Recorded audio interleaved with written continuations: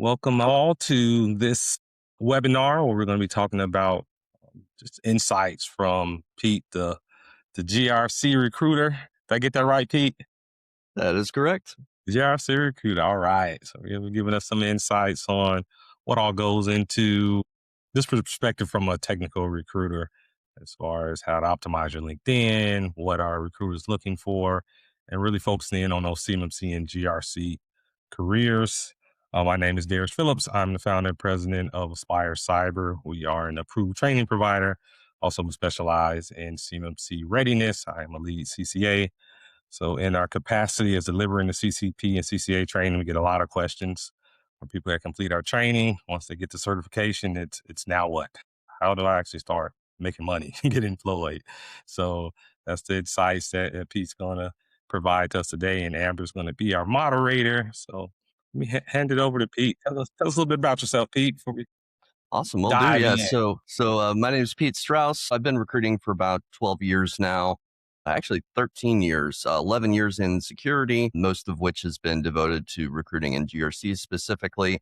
Got my start in the industry with a consulting firm called Align. I was employee number 15 or so over there and recruited over 100 people in 2.5 years. And that was my first foray into the industry. And I had to kind of teach myself all the terminology and just kind of learn and teach myself. So it was I don't want to say being thrown to the wolves, but it was certainly trial by fire.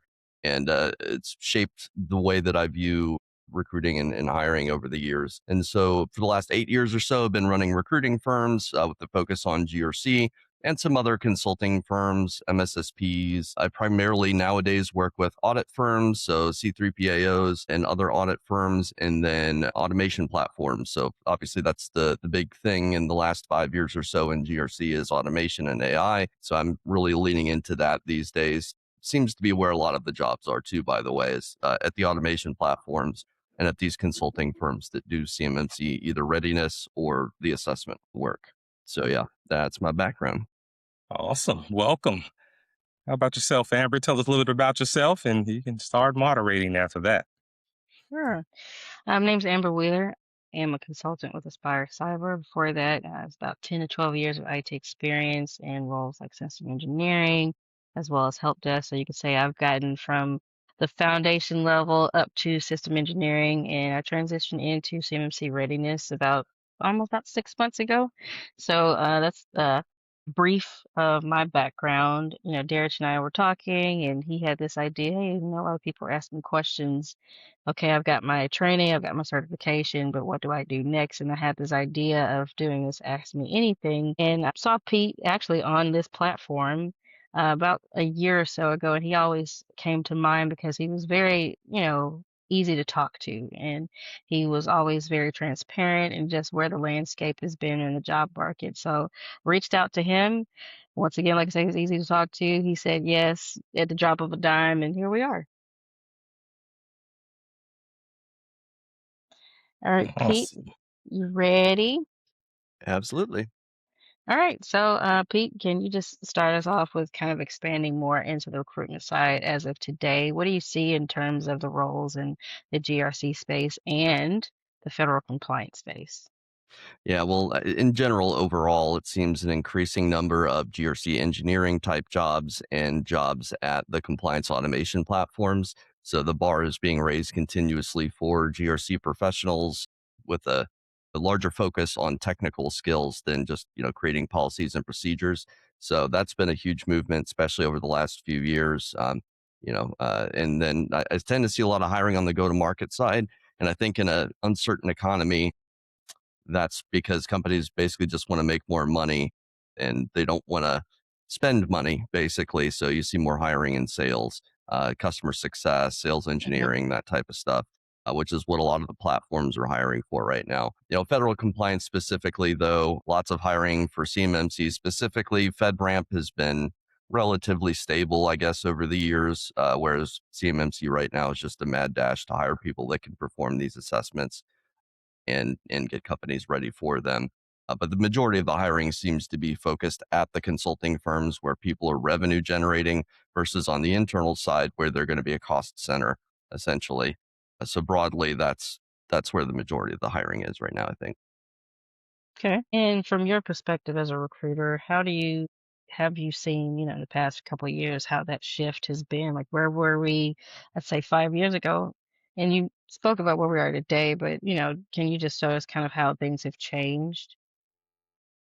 Yeah, so I mean, there for a couple of years, there was almost no hiring happening in GRC, like 23 and 24. Those were brutal years for me and my business. And then post that time period, 2025 hiring seemed to pick back up a little bit. And again, keep in mind my frame of reference is more so private sector consulting firms and automation platforms. But now hiring seems to be picking back up steadily, gradually. It's certainly an improvement from where it was in 23 and 24. It was a mad dash in hiring in GRC in 21 and 22 as well. And then it kind of fell off for a while and now it's coming back. So especially CMMC, that's the biggest hiring push right now in the industry, I would say, is CMMC and automation. Okay. And to expand on that question, what transferable skills do you see helping candidates make that transition successfully? It's interesting. I talked to so many hiring managers on my podcast, Hmm. and people spend a lot of time thinking about what certifications do I need, what education do I need, what hard skills, technical skills do I need. But people seem to neglect the soft skills aspect. Okay. When I talk to hiring managers on my podcast, that's all they ever talk about. I want Mhm. people with good work ethic, stable work history, people that are loyal to their employers, that aren't going to jump ship at the first sign of trouble. Mhm. That are easy to communicate with, easy to work with, easygoing, team players, that sort of thing. It's a lot of these intangible things. Then on the technical side, I mean, any development experience or help desk experience is always valuable for any security role. And I've talked about this on my podcast too. I think there's very little hiring happening at the entry level in security right now, just broadly speaking. And Okay. part of that is due to a lot of these entry level jobs being automated away. Entry level security role is more like a mid level career wise Okay. sort of role. So that's worth keeping in mind. Sometimes it may take getting another job first before you get into a security role. Okay. I'm not sure what the audience is like in terms of their background, but some technical background is always appreciated. Okay. Well, one of my next questions was actually going to be about entry role levels. I know from my experience, just by job hunting, that I don't see a lot of entry level security roles, even though they may possibly say that they're entry level. In truth, they're really not. So thank you for expanding on that. So I have a question about candidates trying to get their first role in compliance. So you did touch bases on this. What signals tell you they are serious about moving into GRC when you actually talk to the candidates? Yeah, I mean, really, and I generally place people at the more senior levels, but Okay. I think for anybody at the entry level, what the hiring managers are going to be looking for are that passion for the field, evidence that they've done something in their free time, not just, pursued a degree, but maybe have a home lab or, you're spending time on webinars, you're engaging in networking opportunities, going to ISACA chapter meetings, that sort of thing. So ultimately, it's about showing, not telling, really, Okay. about your interest in the field. Okay, awesome. And of course, I know a lot of people are probably on the call because we're going to talk about the most excruciating thing, which is resume in the hiring process. And I know this is probably going to take a good chunk of our time. Instead of me just starting off with asking questions, I'd like you to just have your take, share it with us on the resume portion, what you tend to look for. You say you mainly place the senior level. I'd love to get your ideas just from your experience since, your career in this place, in this scope. Just how has it been? What were things of tomorrow and the things of today and the things of yesterday? What have you seen change? And I think some people, they may have some dated, let's say, tactics when it comes to their resume building. What angles should people, within the GRC space go to now that we're in such a different time? Technology is at such a high now. It's kind of hard to even get a phone screening, these days. So what's your take on that? And you take as much time as you need, to expand on that. Yeah, yeah. I mean, at the end of the day, the job search nowadays, I think it's more important to do more networking than anything else versus worrying too much about a resume or LinkedIn profile. It's like, yeah, those things can help, but they're not the be all end all. I believe relationships, networking, making human connections with people, emotional connections with people, those are really your big tickets to getting a job in security and GRC right now. On the resume front, I tend to be of the opinion that a resume should be as simple in formatting as possible. Reason being, there are some companies that still use very, very old software for applicant tracking systems that have trouble parsing any sort of crazy formatting. So that could be text Okay. boxes, tables, panels of any sort, graphics, anything like that can get jumbled up when it's parsed into an older ATS. So if you look at mine, it's like I manually space everything. I do single space, narrow margins, bold and underline, but I don't have any breaks. I don't have any tables, nothing like that. It's super simple. And that's just easier to read in most cases too for the recruiter looking at your resume. I think people really do overestimate the use of AI in screening people. There are a few systems that are able to screen based on keywords or relevancy, but as far as I can tell, they're not very widespread. The one exception to that I've been able to find is called Scout. It's Covenant HR's product. Basically, it's a AI bot that you set a relevancy threshold in their system, say it's 7 out of 10 or 70% relevancy. Anybody below that will automatically be rejected based on what the system deems is relevant or not relevant. And they'll actually get an email that says, here's why you were rejected based on these factors. So pretty cool technology. I think it's an improvement from silence, but I don't think that's a system that's being widespread. I think it's often just a situation where internal recruiting teams are running super lean right now. They're viewed as a cost center. And so, they may have 2 recruiters working on 40 open jobs, which, if each one gets 1,000 applicants, that's a lot of noise to parse through. And if you figure that only 5 to 10% of any given candidate pool of applications of those folks are going to be qualified for that role in the eyes of the recruiter. So it's not a very good hit rate, just kind of blind applying to applications or to roles. So that's why I always say, get out there in the community, network with people, get in some of these corners of the internet, basically where practitioners hang out. So subreddits, often they'll have job boards on there. There's the COE Discord channel as well, specific to CMMC and 800-171. There's the CMMC Professionals Network. I believe you run that one, Derek. So yeah, all Yeah. these little Big communities. shout out for that one. Thanks. Absolutely. So yeah, and then at the end of the day, I still recruit based on keywords. It's how I was trained to construct a Boolean search string. Often these are pretty complex and pretty long, a combination of or and ands statements, basically. And I'm looking for very specific Yeah. things. Generally, when a hiring manager hires me, they want to hire somebody who's done the exact same job at a direct competitor in yesterday. So the best way for me to find that is to look for keywords and then make sure that people have stable job histories, that they have their dates very clearly displayed on their resume. And so that's why I always say on the resume, don't feel like you need to stick it all just on one page and try and cram everything in. It's actually better to be more easily legible and have more spaces, have more keywords so we can find you basically. And that goes for LinkedIn profiles as well. What recruiters care most about is what you've done in your most recent couple of positions and those keywords associated with those, and looking for stable employment as well. So unfortunately, that's one of the biases that dies hard on the hiring manager side, is job hoppers are often frowned upon. So if you can show stable job history, that's a huge feather in your cap. Okay. So hope that answers it. Yeah, thank you. I appreciate that. And let's talk about the certifications. This is a big deal. I know we talked about CMMC, but I don't want to leave other professionals, out. So, what certifications do you see hiring managers, organizations really look for their candidates to have or in the process of obtaining?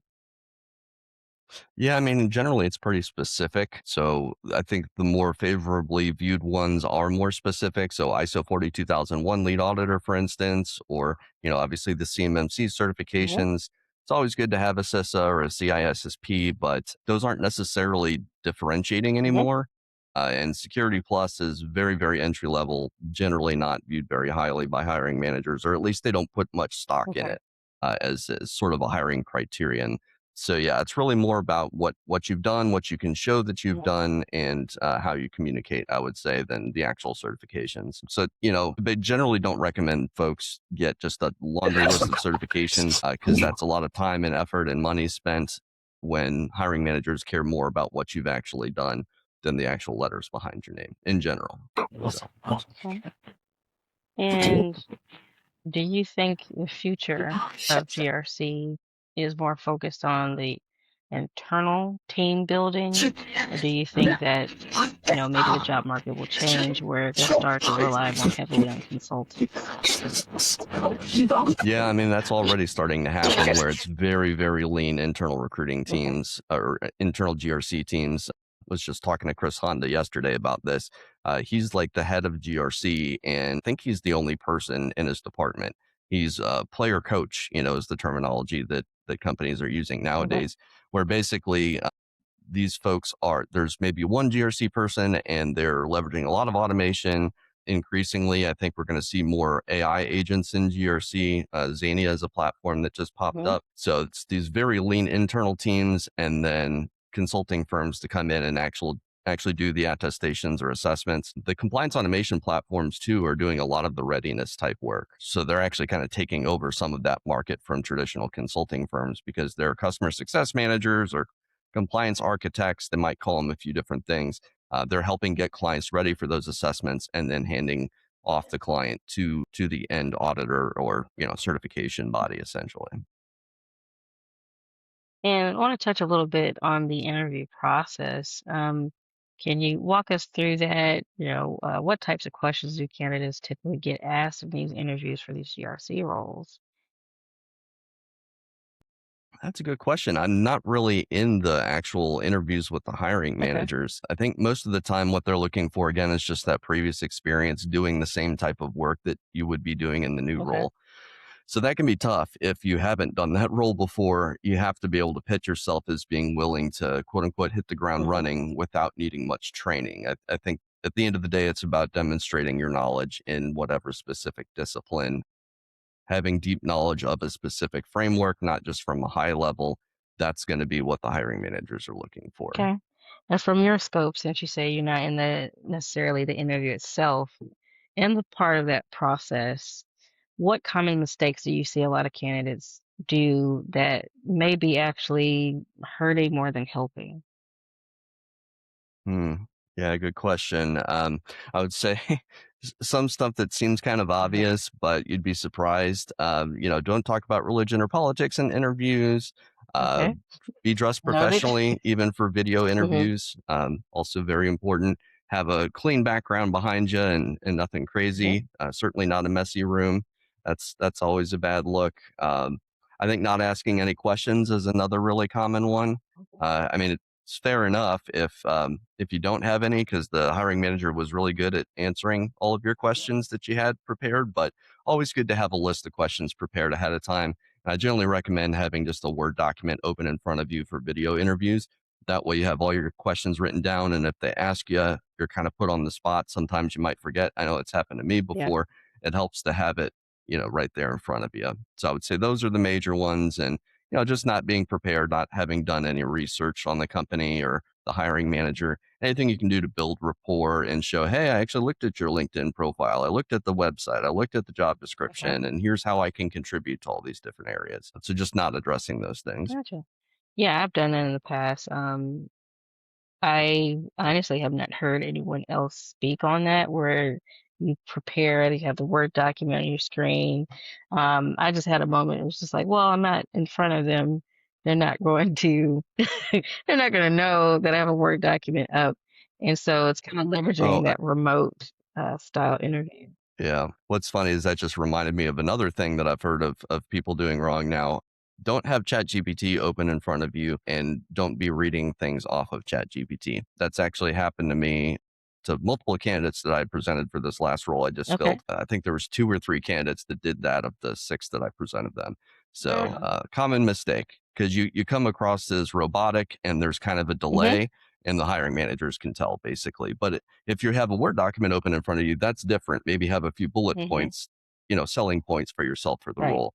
But that's different than reading off a paragraph. 2, they might be able to see it in your glasses or screen or something. So Note to worth keeping in glass mind. people who wear glasses, please remember that they can see on your glasses. Good take. And we'll talk about the other side of it. What would you advise candidates to do when possibly it may not be a great fit in terms of the environment? How do you feel about that? I know there's that side where you're more so supporting the organization, but I would imagine that, you do try to support the candidates where you can. And I'd like to see what have possibly happened on the other side. No one's perfect. We're all in this together. It's just we have different dynamics. So I'd love to hear, from your experience.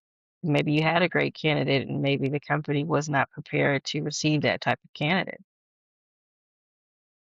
I'm not sure what you're asking entirely. I mean, generally, us recruiters, whether we're internal or Hmm. external, I'm an external recruiter because I own a Hmm. recruiting firm, whereas internal recruiters are working for the company themselves and they're finding people for the Okay. roles. I do career guidance calls and resume reviews for Okay. folks, just kind of to help the industry out. But it's not actually my job to place individuals. My job is to fill roles, Okay. basically. So if there is a recruiter that's willing to give you some free advice or resume review, by all means, take them up on it. I would just say don't necessarily expect that because ultimately the recruiters are paid by the hiring company and not the job seeker. The exception to that would be reverse recruiters. For what it's worth, I'm not aware of any in our industry Okay. specifically, and there are career coaches and things that can kind of help you land jobs, but ultimately, those are paid services as well. Not sure if that's what you're Okay. asking. And this is the section where, please, everyone that's viewing or audience member, you can start to drop the questions. And this is a Ask Me Anything. So be respectful and we'll get your questions answered today. I do want to ask Pete, would you consider possibly either looking at someone's resume on live or their LinkedIn profile on live today? Yeah, that'd be fine. Yeah. So any takers on that? Okay. Sounds like a lot of fun. Who wants to be in the hot seat? I know, right? Because I have some. And while we get, I'll be the person. all right, Sharnice should have known the Marine would be willing to do it. Go for it. All right. All right. Yes, either a resume or your LinkedIn. You can drop it in the Link. public chat. And Pete, just take it away. Okay. Yeah, I'm not sure if you can attach files there. It'll probably have to be a LinkedIn profile. Yeah, I'm not sure how. Okay, everyone. All Yeah. right.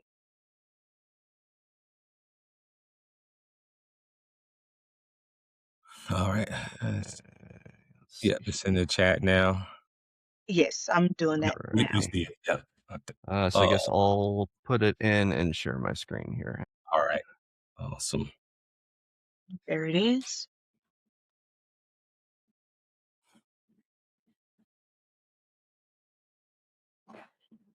Okay, let's see. Hang on. Okay, let's see here. Share screen. Uh, Give me the option. If not, I can share and then have you do it. Oh, I think it's pulling up now. All right. okay. You guys We see have that? action. Yes. All right, awesome. Yeah, so first blush, really good profile picture, looks professional, positive, very clear professional background. That's awesome. Always want to have some sort of profile picture. Generally advise probably against AI pictures. While they're cool, they don't actually represent what you look like. So would generally stray away from those. Let's see. So when I'm recruiting, I'm mostly browsing LinkedIn. I do all of my recruiting outbound. I haven't posted a job in like 12 years now. So I'm going on LinkedIn Recruiter and I'm going through people's profiles just like this, just so you guys know. So best thing you can do in the modern day, the way recruiting is done, is have a good LinkedIn profile with lots of good keywords, so I can find you in my LinkedIn search. Using my Boolean, but she does a great job of calling out CMMC specifically here. GRC strategy implementation. This is all great. Normally, we spend the majority of our time as recruiters looking down here at the various roles that you've held because we're looking for those keywords as they relate to the job that we're recruiting for. So the fact that she calls out that she's actually assisted with CMMC level 2 in her most recent role, that's perfect for breaking into a CMMC specific role. But yeah, as many keywords as you can add to these sections in bullet points versus paragraph format, that's definitely what you want, because then it's easy to read. And then make sure that you have dates for your LinkedIn profile as well, not just the years. That goes for resume as well, by the way. Let's see. Okay, got masters in there. That's good. Got certifications. That's good. Yeah, so overall, very, very good. I would say if any improvements, you could just add more bullet points, so it's more things to pick up on. But other than that, looks great. Okay, Charnice, did you have any And other then you have another questions? one as well, Pete. Oh, Charnice okay. put hers in there as well. So that was Okay, cool. Adrian. She just did. Okay, let's see here.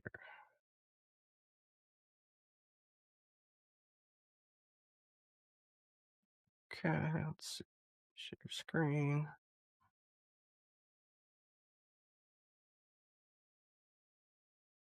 It's loading.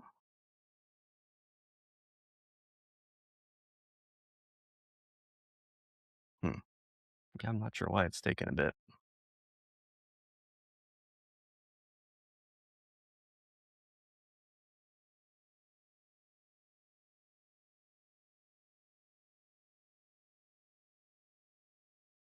It's just taking a second to load, I guess. If not, I can try to load and drive. Yeah, it's weird. It's showing like the tab heading, but not the actual screen. Okay, here. Yeah, if you're okay, hang on. Won't let me cancel either. um, Can you see my screen now? I can, yeah, but I have this window open that I can't exit out of for some reason. Oh.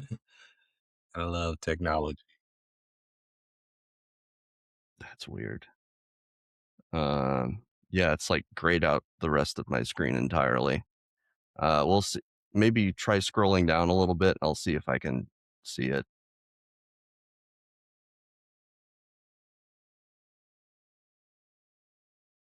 Yeah, see, I'm not seeing anything.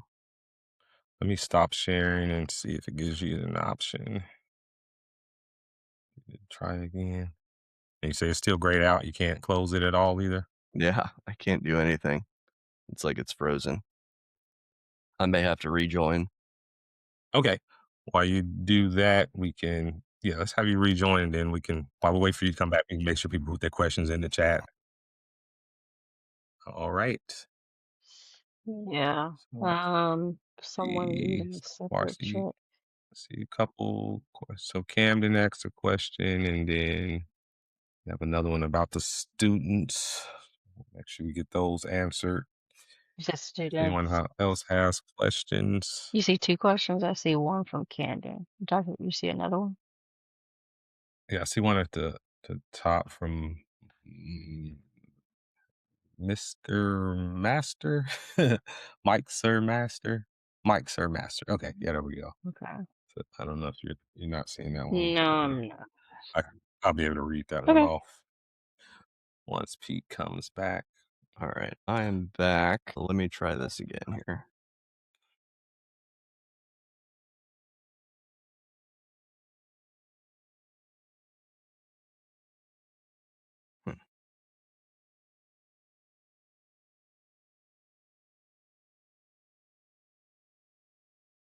If not, like I said, I can share and just drive while you talk through LinkedIn analysis. All right. Whoa. Okay, There we what go. about now? Does that work? Yes. Okay, cool. All right. So overall, great profile picture. Took advantage of the banner there too, which is good. Showing, not telling again with Substack. Perfect. Let's see here. Lots of good keywords in here. Love to see all of this.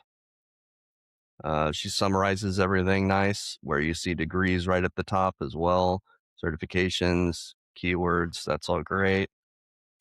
Let's see. Again, I see more frameworks, good keywords, tangible accomplishments. That's always a big thing. So if you can show that you saved a company money or improved efficiency by X percentage, Those sorts of things really jump out on the page. So numbers, symbols, acronyms, percentages, all that sort of stuff.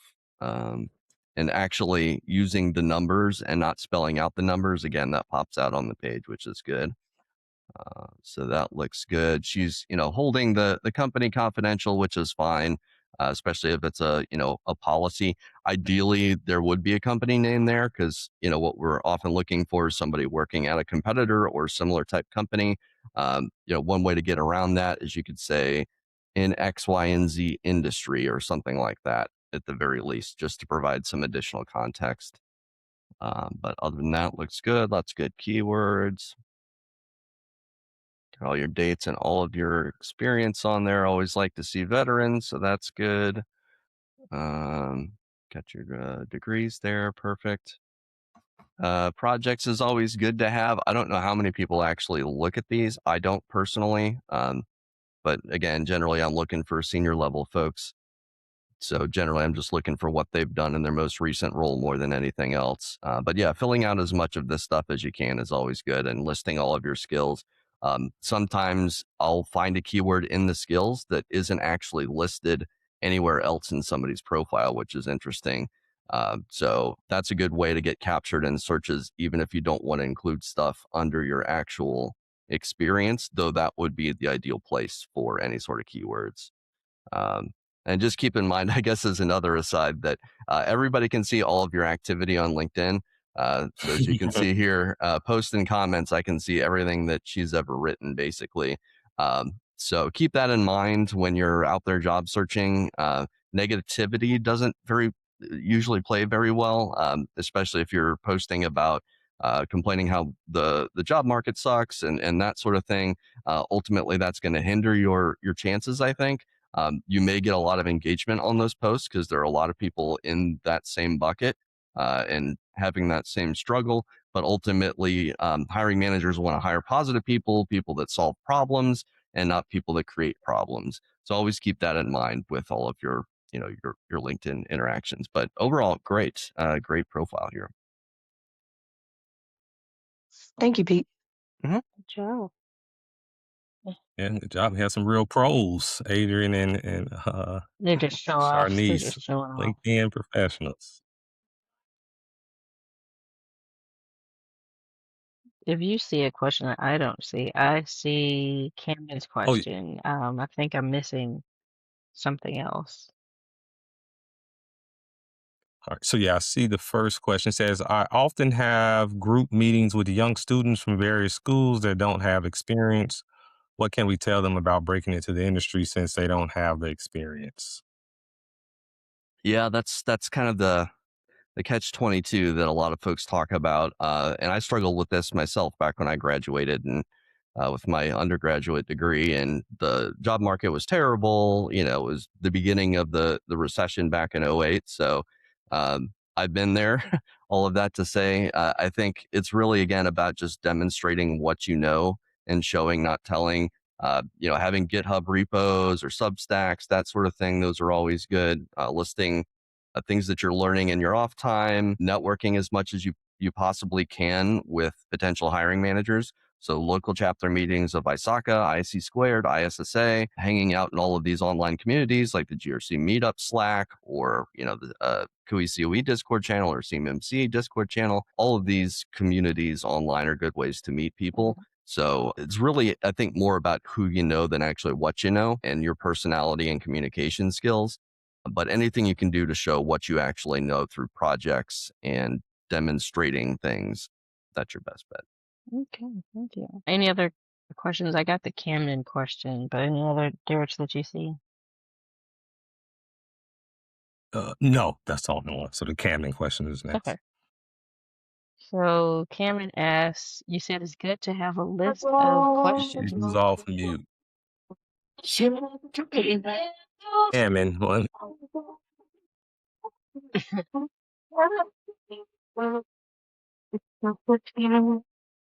All right, can you hear me now? Okay. Yes. So Cameron asks, you said it's good to have a list of questions on a document. Do you have any good simple questions to grab some extra points in an interview? Yeah, I think one would be, what does success look like in this role? How would you know? How do you measure success? How does the company measure success? Could you describe what you're looking for in this new hire? So that enables you basically to draw out what they're looking for, and then you can kind of sell yourself to those characteristics that they're looking for, which is a great question. Anything you can do to show that you're self motivated through the form of a question is good. So, what does the promotion path look like? I noticed X, Y, and Z industry headline. How do you think that's going to factor in for the company? Asking questions that show that you've done your research, basically. Or, how did you enjoy jumping into this company from your previous company because you looked at their LinkedIn profile, that sort of thing. So using questions as a way to demonstrate that you've done your research in general as a category is probably a good idea. Okay. Let's see. We have Adrian. What role should we target based on where the industry is headed? I mean, if you're new to the industry, get any job you can. Just get that first role under your belt and you will be much, much, much more marketable for the future. That said, there seems to be a lot of openings on the go-to-market side right now, especially with the automation platform. So for federal stuff, you'd be looking at like RegScale. Trying to think of some other examples. Aptega, Secure Frame has a CMMC module, I believe. So looking at like customer success manager roles in those types of organizations is always good because one, you build up customer facing Mm-hmm. experience, and two, you're building that compliance knowledge as you go. Also, the way the industry is headed right now, it's just a mad dash to hire people at these MSPs and consulting firms that are doing the readiness and assessment work. Mm-hmm. So try to find every little MSP out there that does some sort of CMMC services, Okay. and just go find their founders, their directors, and kind of pitch yourself. Hey, I have the CCP, interested in doing some CMMC work. Here's why I'm a good fit, that sort of thing. And we have from Ken. What can you meaningfully do while waiting for a tier 3 determination, or what should one strategy be? That may be more of a Darage question, unless you have some experience with that, Pete. I don't think you're. I couldn't speak to that unless he means like, what should I do on the job hunting front while waiting for tier 3 determination? That I could speak Okay. to, but it would be most really about networking, I would say, just building your network on LinkedIn and through these online channels. Okay. Yeah, absolutely. Kind of just reiterating a lot of what you mentioned, just show, it's all about showing and networking. And there are a lot of different communities out there that does give you that platform to show your skills. I'm contacted almost daily by people that send their resume, but we built that platform, the CMMC Professional Network, to give you an opportunity to actually show what you can do in a safe training environment. So I typically respond to them and say, hey, get involved in CPN, because that within that community, a lot of a business relationship have came from that, just because members are being active, they're showing what they can do, they're building that know, like, trust factor. But if you're just sending a resume, there's no connection there. So if you have opportunities to get active in these communities, do so. And we expounded upon CPN. We created our CMMC Copilot, which is more of the hands-on, especially for people who are waiting on their tier 3. That can be anywhere from 6 to 9 months plus, where you can be waiting on that tier 3 in limbo. So we created that environment where they can get more hands-on training and start building a portfolio of things they have done in CMMC versus just kind of sitting around waiting, twiddling their thumbs. Yep. And I should note too that the CUI COE Discord channel, they have a job board on there, as well as I believe there's a mentor mentee section. That's something else you can do as a job seeker, or, just in general in the industry right now, is a good idea to get a mentor. And if you really impress somebody who's a CISO or VP of InfoSec, something like that, and they're able to vouch for you, I've seen people get placed that way, just through the recommendation of somebody really senior in the industry. And you can often find those mentors on a lot of these platforms. So, Yeah. Have to get active, put yourself out there. Peace not gonna come knock on your front door while you're sitting on the couch waiting. You gotta put yourself out there and show what you can do. I can't emphasize that enough.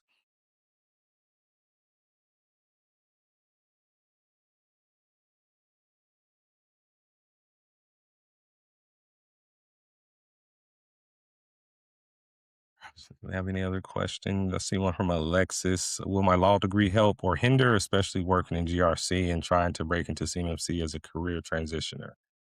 I would say it's neutral to positive. Yeah, I certainly don't think that'll work against you. I mean, I've seen people that were like teachers for a while, an education major, and they ended up making it into, a VP of sales role for Coal Fire. I mean, it's people from all different walks of life get these jobs. It's more about who you know than of your credentials, I think, in most cases. Yeah, agreed. Hey, Derek. Good morning. Can you hear me? Yes. Hey, Joe. Hey, Pete. Nice to meet you guys. I apologize. I accepted the meeting tentative because I was in a medical procedure this morning. I wasn't sure if I was going to get out on time. Mhm. So I'm a little late to jump to the meeting, but I just wanted to say hello and introduce myself. I think this is more of a Q&A session. Is that right? Yeah, at this point, absolutely. Okay. Okay. Yeah, no, the only thing that comes to mind, because I heard Pete talk about MSPs earlier. I did have an MSP reach out to me recently about, working through CMMC mock assessments. I do have my CCP. And so just kind of preparing them for certification. My biggest challenge, and this is a conversation offline, Derek, but my biggest challenge is how to quote something like that, how to determine the number of hours in terms of commitment to the client to help them prepare towards certification. By the way, I didn't introduce myself. So I'm the director of the cyber range at UTSA. I've been IT director for a lot of different verticals for the past 20 something years. So I've been in IT a long time, but I'm excited to be part of this cohort. I appreciate the invite. Certainly. Well, welcome, Joey. A lot of great things in your role at UT San Antonio. So yeah, really excited to collaborate with you. As far as having said I that, appreciate it. the coding, yeah, that is a big challenge that a lot of consultants have because once they first they're probably used to being an employee and they're used to the employer setting the rate. But once you start consulting, now you have to really come to terms with what you feel your services are worth. And there's no right or wrong answer for that. When I first got started in consulting a little over 4 years ago, I looked at some of those freelancing websites like Upwork and looked at profiles that were doing people that are offering similar service and what they were charging. But I knew I couldn't charge the top rate because those profiles, a lot of them already had like a lot of reviews and it was more mature. So I knew what I wanted to work up to. So as Pete mentioned earlier, when you're first getting started, yes, start getting some work performance, whether that's an employee or as a consultant. Once you, as a consultant, once you start getting some happy customers and some good reviews, now and then you start getting busier, that's usually an indicator for you maybe should start charging more. And Pete, do you have any feedback on what you're seeing as far as like market rate, CCPs, CCAs? That's kind of tough to say. I mean, it all depends on if you're looking at a 1099 situation or employee. I mean, I would mostly view it from an employee lens, and it's going to vary widely based on experience. So, like if somebody had 20 years of GRC experience, but they're also a CCA and they worked at a consulting firm, they're going to command a higher price for another consulting firm than somebody who's just getting into it, obviously. So, I mean, you could be looking at anywhere from 75 way up to 200, I would say, just depending on experience. And Pete, is that your dog or someone else's dog? That's mine. Yeah. A little more Oh, okay. Just low the stress. little dog All right. syndrome. Okay, I had my connection drop. So what did I miss apart from the little dog syndrome? Or have some good topics about how much to charge. Hmm. Also, someone with like a law degree, would that hurt or hinder them? Yeah, kind of just all boils back to what can you do in this era where so many people have certifications and all these credentials and degrees. It's like, okay, what are you doing with it? Well, show me that you bring some type of value to the table. That's just my Hmm. viewpoint as an employer, and that's the key. So, I can, Well, and then the challenge also is like level one versus level two preparation. I mean, it's a big difference. Mhm. So obviously a lot more commitment in level two, Hmm. but that's kind of my struggle, Derek, is trying to figure that out. How to scope out the work that, the commitment is at 1 hour a week with the client. Do they let them do a self-assessment and just kind of hold their hand through the process, or just trying to figure that out? And that's to me has been the biggest thing. But anyway, just thought I'd throw that out there. Good question. And I will say on the readiness side, you have to factor in when you're thinking about with how you're pricing those engagements. they can be really long engagements. I know for Aspire Cyber, really take a white glove approach and really walk our clients from start to finish. Finish means certification in hand. Those engagements can be anywhere from 3 to 4 months to 12 plus months. You're just really walking that journey with the client. So it can, with that being said, is even more challenging to really price what that looks like from a time commitment. But yeah, just knowing that on the readiness side is very involved. It's high touch, and yeah, a lot of times, especially for small business, you start from scratch. You're helping them identify what the assets are, what type of sensitive information you're handling. You're really Mm-hmm. just going through those stages with them. So just you gotta love this type of work if you're on the readiness side. On the assessment side, Mm-hmm. it's more just straightforward, objective. You're there to assess the requirements, and you're on to the next one.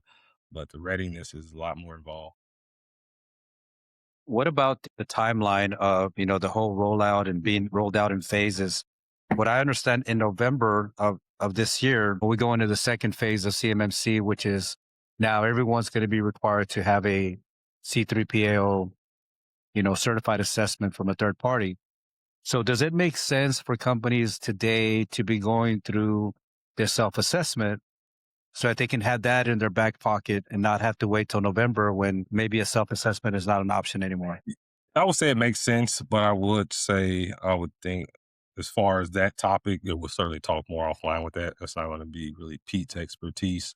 That'd be more of a separate webinar. But Pete, going back to the technical recruiting side, what are some topics we haven't touched on yet? And also, you mentioned your podcast. What's the name of your podcast? Yeah, it's called Talent Gap Fireside Chat. You can see the background behind me there. I Talking like to it. Yeah. a variety of hiring managers across the industry, from CISO to I've had some marketing folks on lately, salespeople, just talking about hiring in the field and what we can do to shore up some of the gaps that exist. Like, we don't have enough entry level jobs right now, I think, relative to the number of people trying to break into the industry. So a lot of it is about how can we make the business case to open up more of those roles, so we actually have senior level people in the future. Because I think a lot of companies are trying to automate away the entry level jobs right now. But I think we're going to see a massive swing, a pendulum swing in 5 to 10 years, because nobody Mm-hmm. was training the entry level folks now to be senior people to run these AI tools in 5 to 10 years. So that's been a hot topic lately. But yeah, lots of hiring managers. So you get a sense for what they're actually looking for as hiring managers, how they view applicants, strategies that they use, how they're able to retain people. You can really get a sense for who's a good hiring manager on the show. I think some of Mm-hmm. my favorite hiring managers over the years have been on there. So, yep, that's Okay. it. I like Awesome. it. Did we read the question from Orlando? There's a question in the chat. I can Sh- read it if you need me to. Sure, let me check it out. And while we do that, can you hold up your dog? We can see the dog ears. Let's see the The face of your dog. troublemaker. Let's see. Oh, adorable, adorable. And that highlights another thing. So Pete, he's doing a podcast. Just any way you can put yourself out there, whether you're going to do a podcast, be on a podcast, and I always say put out content as well. Pete, can you speak to that? Like, how has that helped your business in terms of building that brand and putting yourself out there, interviewing people, doing a podcast, being on webinars like this? Has that benefited, helped you grow your business? Oh yeah, yeah, absolutely. Well, and niching down too, I think has been a big part of recent success that I've had, just in getting new clients. And I would imagine for a job seeker, it would also be valuable to be kind of a thought leader, or at least put out content about what you're learning in a very specific domain. If you try to Right. be everything to everybody, you're going to be nothing to everybody, basically. So it is important, I think, to specialize, especially in this market. Um, to some degree. Then again, you see job descriptions that are asking for four completely disparate skill sets in one security engineer. That is Right. becoming more and more common as security teams get more and more lean. But yeah, showing, not telling, again, back to that theme, writing up a story about what you learned and why that's cool and why a hiring manager might be interested in it, and then always constantly connecting with hiring managers in your field. So yeah. Yeah, Okay. love that. And Awesome. before I read Orlando's question, just to piggyback on that, to highlight Amber's story. So she joined the CMMC Professionals Network and immediately became active in that community. And they did like a mock assessment, and she led that initiative. And then seeing the documents they produced, like the system security plan, policies, and procedures, was really blown away. And like, wow, this is somebody I want to actually work with on the business side. So it just highlights just how important that is.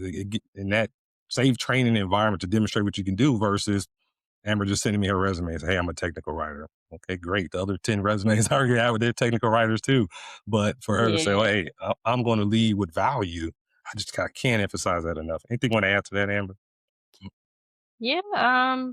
I've been networking since I started working. So I would say to expand on it from the candidate side, I would say for people to be strategic in your networking. You know what you can and can't do in terms of the responsibilities that you have. I mean, it's pretty obvious. A lot of people are either mothers, fathers, spouses, significant others, etc. So you have to look at how to balance, your professional side as well as the personal side. So when you network, how are you doing it?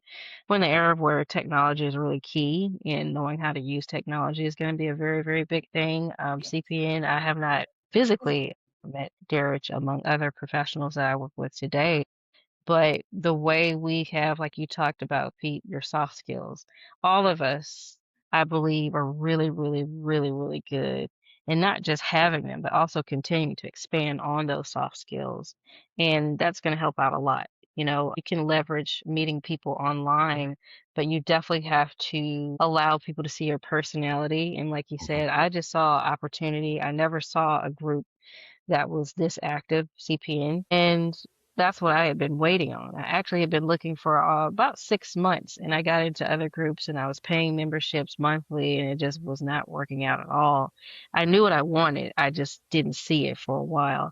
And so I actually saw the same way with you, Pete. I saw Derek on a interview podcast style, and the way he articulated security controls was like, well, this guy is not just smart, he actually knows how to articulate security controls in a way where someone who is not in IT or not in cyber, they can understand the basic flow of what he's going to do in order to help you get through the certification process.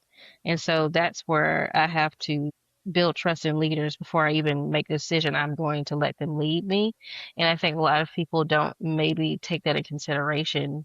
You need to be led properly, and having strategy behind that. I think we need to be more aware as professionals of what we actually want and not just saying, I need a job and I need to make this certain amount of money. We're not in that space, I don't think, anymore where that's enough. I think there may have been a time, but because it's very competitive, everybody wants to be in IT, everybody wants to be in cyber security space, no matter what it is. We need to get a very fine scope of what are your skills naturally that you just have and how to gear that towards a specific type of role within either IT or cyber. I think that's it. And as far as networking goes, like I said, you got to put yourself out there. You have to be honest. What kind of help do you need? And that will, I think, be able to allow people to find those spaces. Specifically on LinkedIn is a very, very large platform. And, CPN was just in this corner over here. And there's also talked about the future of CPN, and that what allowed me to respect him as a visionary, and being able to work with him now, I can start to see that actually forming. And so that's what I mean by having a leader that you can trust. And yeah, you just kind of go from there. You know what I mean? It takes away a lot of the guesswork when someone has not just a plan, but they're open to share that plan, through his content, his engagements when he goes out and travels. So it's a big deal to have that person out there that's not just doing it for them, but they're doing it for the future of this industry. Awesome. Thank you. And so, Orlando, your question, I think we pretty much answered just opportunities to start to get some hands on experience. And even outside of just CMMC or GRC, with any um, role, I tell people also look at nonprofits, for example, or small businesses. They need help, they need support. So, lead with value. Yeah. Identify. Let's give you an example. Let's say if it's a small business that that's in defense contracting or considering defense contracting, likely they don't have a budget for CMMC, but you can start educating them on that. And a way to do that for the masses is putting out content. if you're an expert on CMMC or whatever your specialty is, start putting out content, start sharing that knowledge from your perspective. Everyone brings a unique perspective. And I think that's a big hurdle that a lot of us techies have a challenge with, putting ourselves out there and being on camera, things like that. But it would do wonders for your business. Stepping outside the comfort zone, like Amber said, she's her too. But me, a couple years ago, it was me too. But once if you start putting yourself out there, you're gonna get your reps and you'll get better. So on that note, with leading with values, we started to close this out. Like, Pete, we really appreciate you sharing your insights. How could this Aspire Cyber, the CPN community, how can we help you? Like, what are some good leads and opportunities that you look for as a technical recruiter?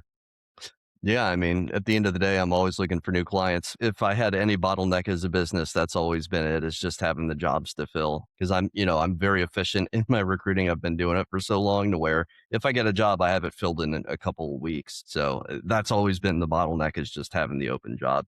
So if you guys landed a company and they happen to be hiring, any vouch is certainly appreciated. But yeah, and then check out the podcast as well, I'd say. Yes, awesome.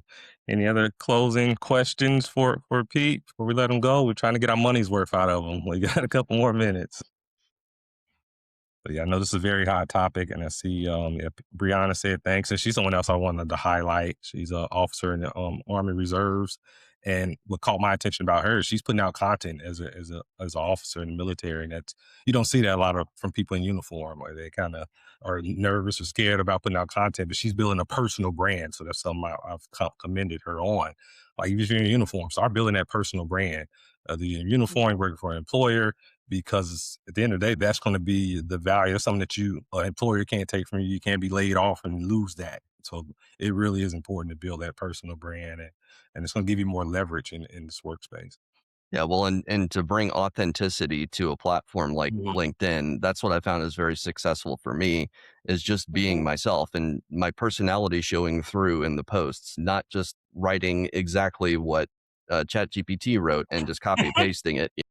I personally write every single one of my posts because it's my thinking through problems, and what I put on the page. And I guess that's another point too. Just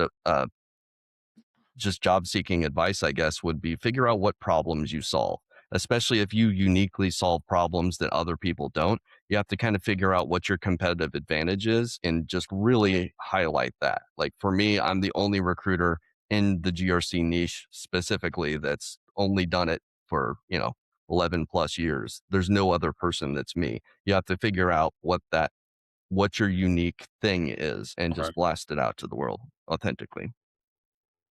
Love it. That's Nice. a good one to drop the Yeah. mic on. So thanks, Yeah. Amber, for coordinating this and moderating. Like Amber said, she came across Pete a year ago, but he was top of mind for us still for this, because he specializes. That's another benefit of specializing. You can be top of mind versus you're a generalist. You're just in a big pool. So yeah, this is awesome. And thanks again. I think a lot of people are going to get value from this. Appreciate it. Thanks, everybody. Thank you. Yeah. Thanks.